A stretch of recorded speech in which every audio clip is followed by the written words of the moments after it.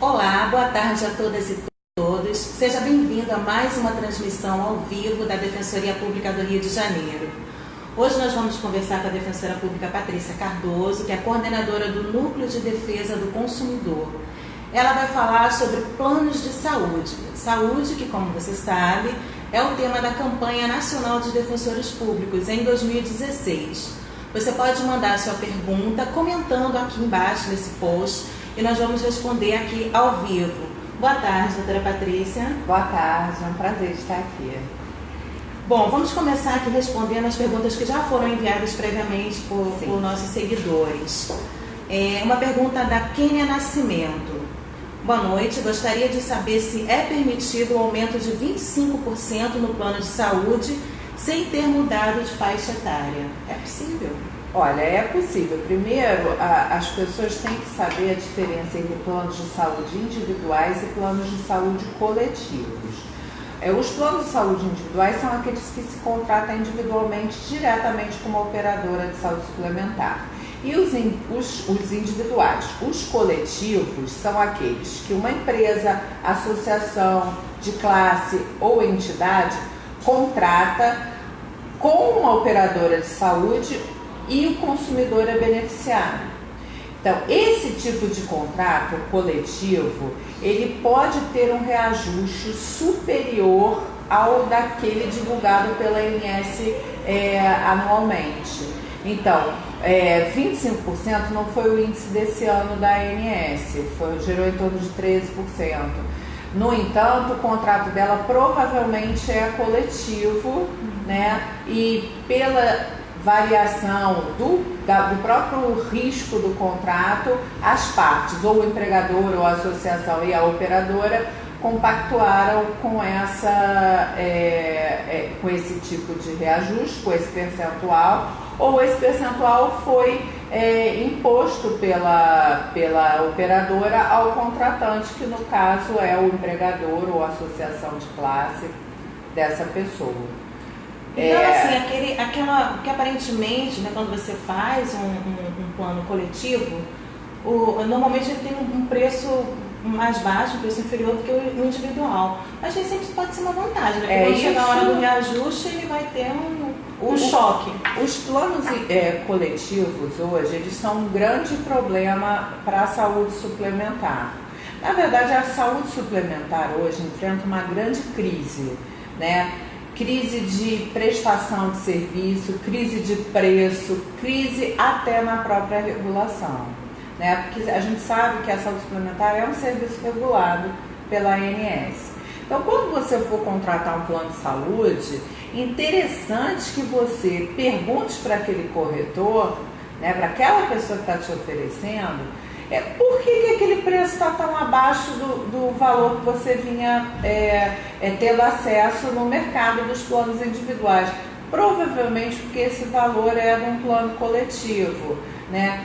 E, no entanto, esse plano coletivo que começa com um valor baixo, ele pode ter um reajuste alto, não regulado pela ANS, porque a ANS regula e divulga o índice do reajuste do plano individual. Então, esse plano que começa com valor baixo pode chegar a um valor impagável, né? Porque a negociação do preço se dará entre o contratante e a operadora, que pode ser o teu empregador, a associação e etc. e tal, e você é o beneficiário. Então, não se tem uma regulação desse preço, nenhum valor fixo. Depende de cada contrato, de quantas pessoas estão sendo beneficiadas por aquele contrato, o sinistro daquele contrato. Então,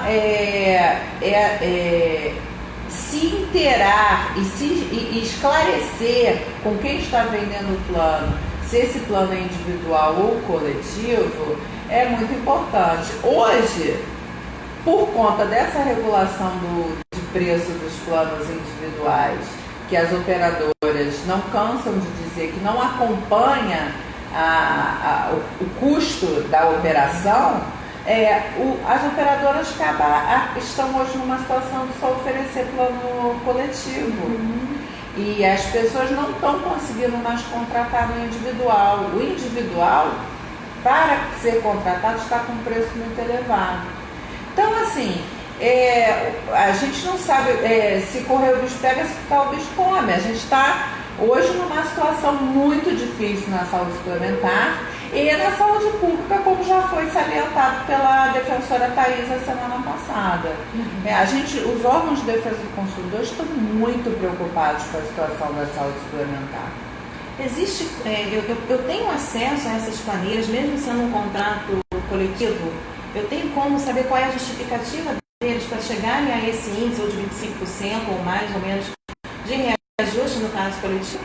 A rigor, por que a ANS não regula esse reajuste? Por que esse reajuste é pactuado entre o contratante e a operadora? Porque entendeu-se que ali há uma relação de equilíbrio, que o contratante, uma empresa, uma associação, uma entidade de classe, estaria no mesmo nível de uma operadora de saúde suplementar. Então, teria como e subsídios técnicos para verificar se aquele pedido de reajuste está de acordo com a evolução de planilha de custos, com sinistralidade. Então, a rigor, o consumidor, que é o beneficiário, ele estaria sendo protegido até pelo seu empregador ou pela a entidade de classe. Mas eu entendo que o consumidor, pela transparência na relação, ao consumidor tem que ser dado toda e qualquer informação que ele precisar e requerer. Então ele pode ter acesso sim, no entanto eu acho que individualmente, com toda a fragilidade de informação e a vulnerabilidade do consumidor, que é presumida inclusive, é muito difícil para ele avaliar essa evolução de preço, né? Se é justo, se não é, então, se houve um abuso. Se houve um abuso ou se não houve, se naquele grupo ali de 200 beneficiários, 10 estão numa situação de UTI, gastando muito. Então, assim, hoje realmente o consumidor está numa situação de quase que um refém desse esquema. Mas eu não vou também criminalizar e colocar toda a culpa, o ônus desse problema que hoje a gente tem enfrentado, que é macro, só nas operadoras de saúde suplementar, só na ANS. Acho que a saúde suplementar tem que ser revista como um todo no Brasil. Do jeito que está, não está dando certo. Ok. Bom, vamos a mais uma pergunta aqui. A Cristina Silva, ela conta que o cunhado contratou um plano de saúde há pouco tempo. Passou mal no fim de semana, mas foi recusado na emergência. Isso pode? Eu entendo que deve ter sido caso de urgência e emergência, isso, né? Se ele já tinha contratado há mais de 24 horas, não pode ter carência, nenhum prazo de carência, além dessas 24 horas, para caso de urgência e emergência. Então, a gente pode até, aproveitando a pergunta dela, falar de outros prazos de carência, outros prazos de carência, por exemplo, 300 dias para parto, 180 dias para exames, consultas e etc. e tal, entendeu? Esses prazos estão todos no site da ANS, bem específicos, mais para urgência e emergência, 24 horas do momento da contratação. Quer dizer, se eu contrato hoje, amanhã, então eu já tenho que ser, eu não posso ser recusada em emergência. Não, em qualquer tipo de plano que tem assistência, esse tipo de assistência, né? A maioria tem, todos têm, na verdade, né? E os procedimentos que forem necessários em função daquela urgência? Se eu tiver que fazer um eletrocardiograma, não importa. Tipo geralmente esses procedimentos a que você se refere são procedimentos para diagnóstico. Sim. Estão incluídos. Uma cirurgia muito grave, né? Que ninguém está livre de um infortúnio, de passar mal de saúde sem ter tido nada, ou então um acidente. E a pessoa pode precisar de uma cirurgia muito complexa, isso tudo está incluído. Se todo o procedimento for oriundo da situação de urgência ou emergência, não pode ser negado. Ok, bom, nós estamos aqui com a Patrícia Cardoso, defensora pública coordenadora do Núcleo de Defesa do Consumidor, e ela está respondendo as suas perguntas sobre o plano de saúde. Participe, mande também sua pergunta que nós vamos responder aqui ao vivo nessa transmissão. Temos mais uma aqui da Márcia Almeida. Contratei um plano de saúde e no segundo mês descobri que estava grávida. Tenho direito à cobertura para parto ou preciso cobrir a carência normal, mas que seja a carência ali estabelecida pelo plano na contratação? Que é de 300 dias, né? Ela vai ter que cumprir a carência. No entanto, se ela tiver alguma ocorrência que necessite de uma intervenção urgente ou uma intervenção de emergência, ela vai poder ser atendida. Se o bebê nascer prematuro antes do cumprimento desse prazo de carência, né, ela vai, né, se tiver em risco a vida dela, do bebê... Aí considera urgência. Isso. Então, mas assim, se nada acontecer, ela tem que cumprir os prazos de carência. E provavelmente ela não vai conseguir cumprir e vai ter que custear esse parto na rede privada ou ir para a rede pública, né? Bom, esse caso aqui, né, ela descobriu que estava grávida quando já tinha contratado o plano. Lembra também as doenças pré-existentes, né? O que acontece se ao preencher aquele formulário enorme, inclusive, né, de doenças pré-existentes, eu não sei que eu tenho uma determinada doença e descubro depois. O plano pode recusar o atendimento, já que eu omiti essa doença, mas por desconhecimento, por boa fé, ele pode omitir. Como é que fica a situação desse consumidor? A presunção é sempre de boa fé do consumidor. Então, assim, eu já vi um caso, há muito tempo atrás, as coisas ainda eram pior. Uma pessoa declarou que não declarou que tinha pressão alta. E aí teve um AVC. Aí vieram dizer que ela omitiu a doença pré-existente porque ela tinha pressão alta. Quer dizer, o plano, né, para negar o atendimento. Isso não existe. Não, isso não existe. Não é todo mundo que tem pressão alta que vai ter um AVC. Né? A pessoa foi honesta, ela não tinha nenhuma doença pré-existente. Agora, até esses questionários já tem uma pergunta sobre pressão arterial. Naquela época nem tinha, né? A questão da doença pré-existente foi o que eu falei. Presume-se sempre a boa-fé do consumidor. Se ele não sabe que tem uma determinada doença e o plano também não fez nenhum exame para admissão, né, um exame admissional para detectar qualquer tipo de doença pré-existente, é o que ele declarou ali, né? Mas não é porque ele tem uma doença pré-existente que também ele não vai poder contratar, não. O contrato vai ser adaptado àquela situação específica, podendo estender prazos de carência. Então, eu não vou dizer exatamente como é que é, porque depende de cada caso, né? Sim. Mas o plano também não pode recusar o contrato, né? Não pode me recusar como contratante por eu ter algum tipo de doença. Tem que ter uma adaptação de carência, podendo ser até de 24 meses, qualquer coisa que o valha, essas carências, dependendo da situação, né?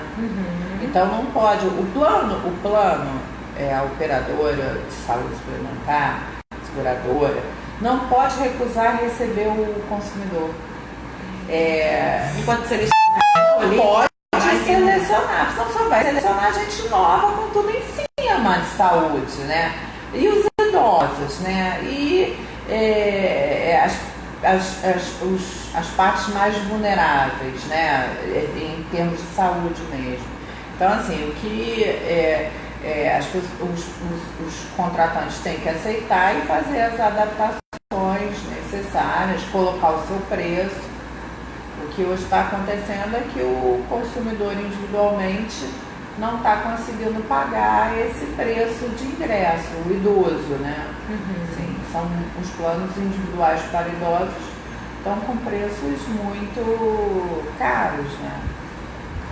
Tem um seguidor nosso que não se identificou mas ele conta aqui que ele é servidor do Estado e, em função da mudança do calendário, ele vem atrasando o pagamento da mensalidade do plano de saúde. E quer saber com quantos dias de atraso ele passa, o plano pode recusar o atendimento. Com 60 dias, né? Só que o plano acaba sendo suspenso. No entanto, o consumidor tem que ser notificado. Então, não é só a questão do prazo, tem que ter a notificação também. Então, não é assim de uma hora para outra. Porque é um contrato onde se tem por objeto ali a saúde, né? Então, tem que ser feito da melhor maneira possível, com todas as garantias, essa cultura, né? Com todas as garantias para o consumidor. Aí, quando a senhora fala que pode ser por prazo corrido, não é isso? Pode ter a até... partir de quando? A partir da inadimplência. Mas pode ter também a junção de vários dias de atraso cumulativamente. De meses durante anteriores? um ano. Durante um ano, Então, o servidor que teve essa mudança de calendário, ele já vai...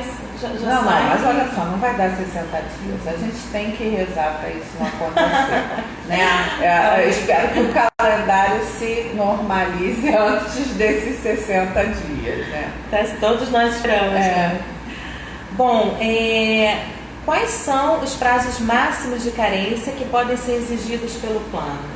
Foi aquilo que eu já falei, 24 horas para urgência e emergência, né?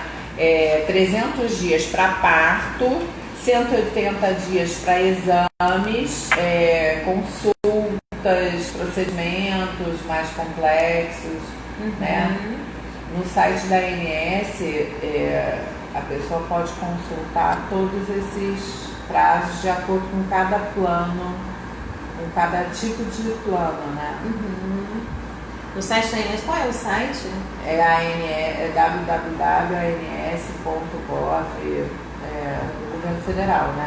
Ligado ao governo Vocês federal. estão vendo que a doutora Patrícia está consultando uma cartilha que indica isso aqui, bem interessante. A gente pode depois disponibilizar o link, Deixa eu né? mostrar a capinha dela? Pode sim. Essa cartilha, eu estou aqui com ela na mão, na verdade é uma cola, vai que eu ainda não recorri para cola.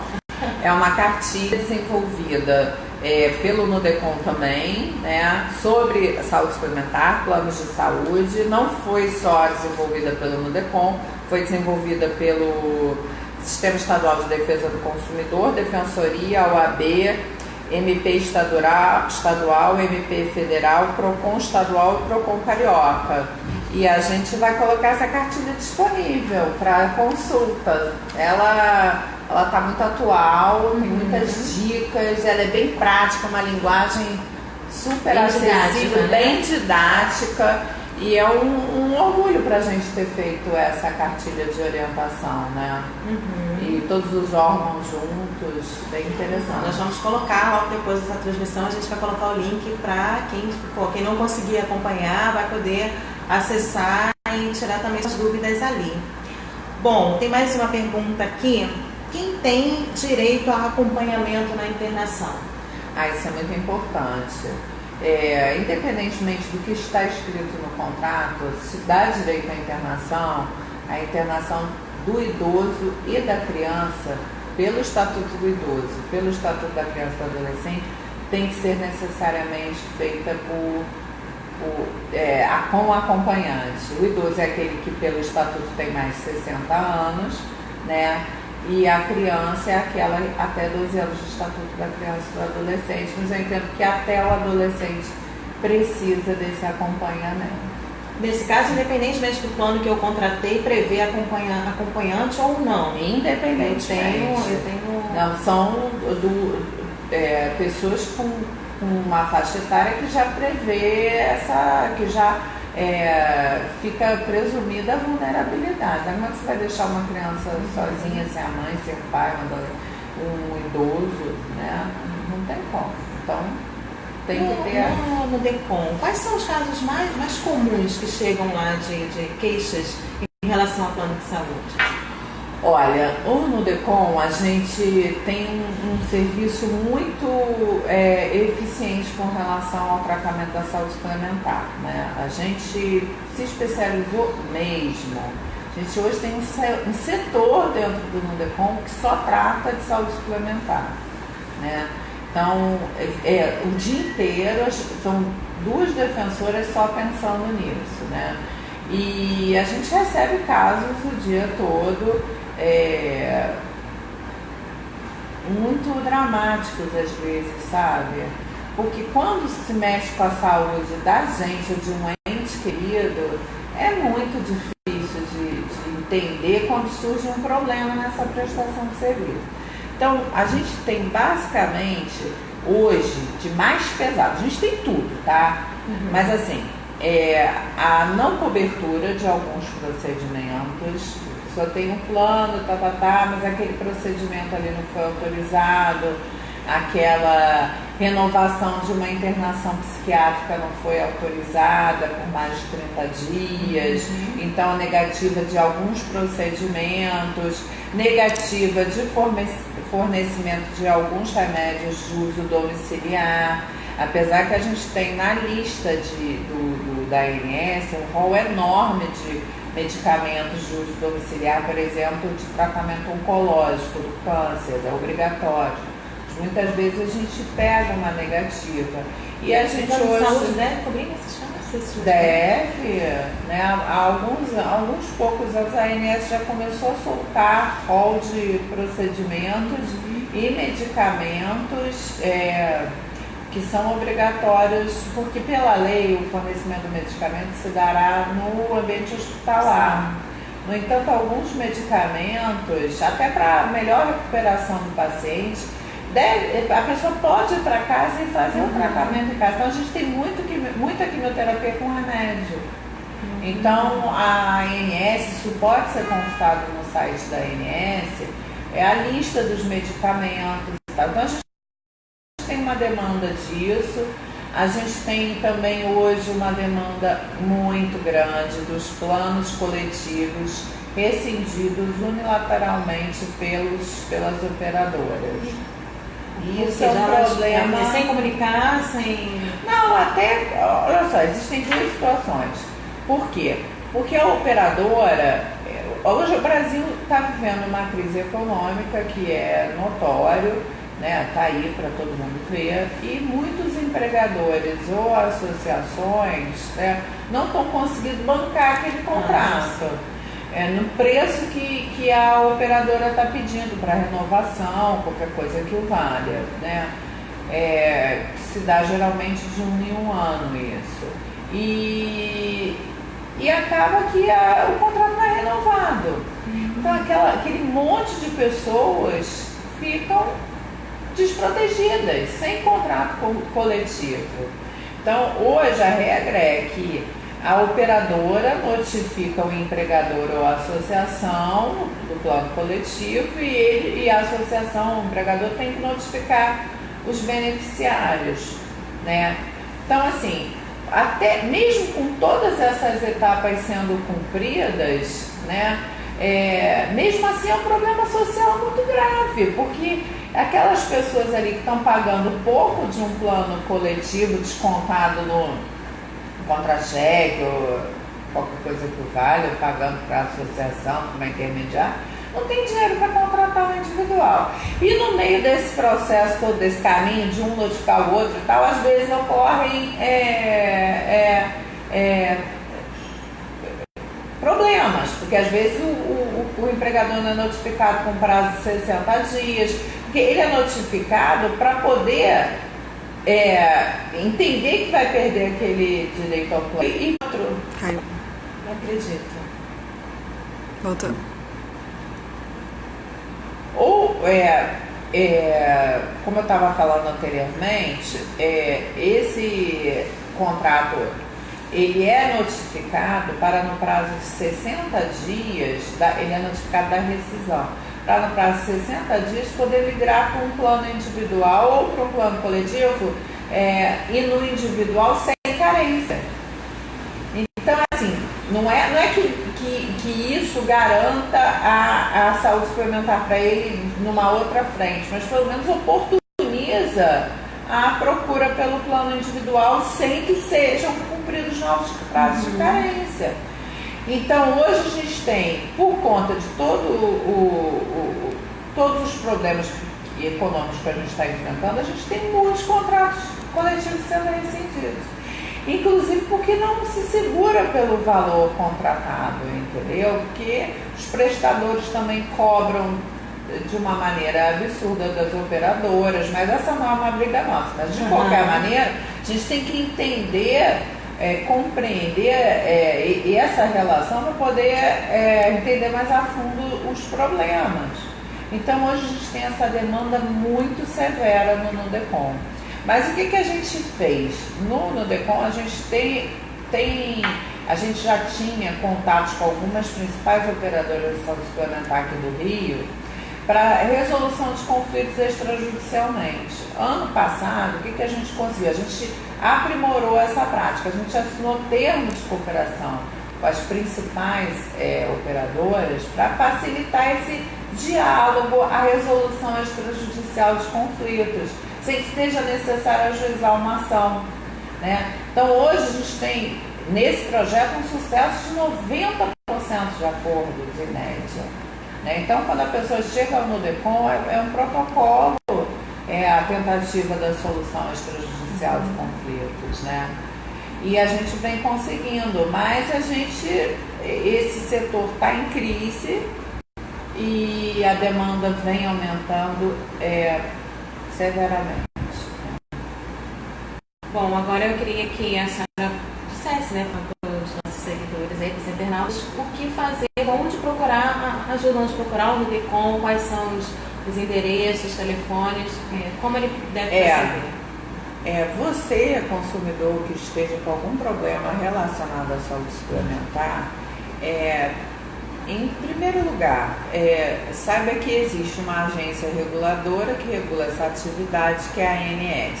Não é uma atividade que se presta livremente, sem nenhuma regulação, né? Isso está na Constituição, a prestação de serviço de saúde suplementar é uma atividade regular.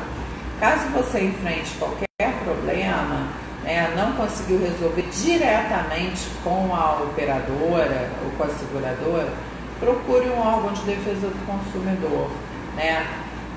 Se você for assistido da defensoria, se você não tiver condições de pagar advogado, você pode procurar o núcleo de defesa do consumidor ou qualquer núcleo mais próximo da sua residência, né? Através do número 129, que é o nosso número de contato com os assistidos. Importante dizer também que, além desse atendimento no horário comercial habitual, a gente também está no plantão 2 finais de semana e no plantão noturno, né? E mesmo que não seja, se não for caso da atuação da defensoria, a gente tem os PROCONs, a gente tem a ALERJ, a gente tem o Ministério Público para denúncia. Então, assim, os órgãos de defesa do consumidor aqui do Rio e até nacionalmente trabalham muito unidos com relação a essa demanda, né? Ok, obrigada, doutora Patrícia. Obrigada a você por nos acompanhar em mais essa transmissão. Aguarde aqui mesmo na página que vamos informar quando teremos a próxima. Continue participando, acompanhando o nosso trabalho. É um prazer ter você aqui. Boa tarde.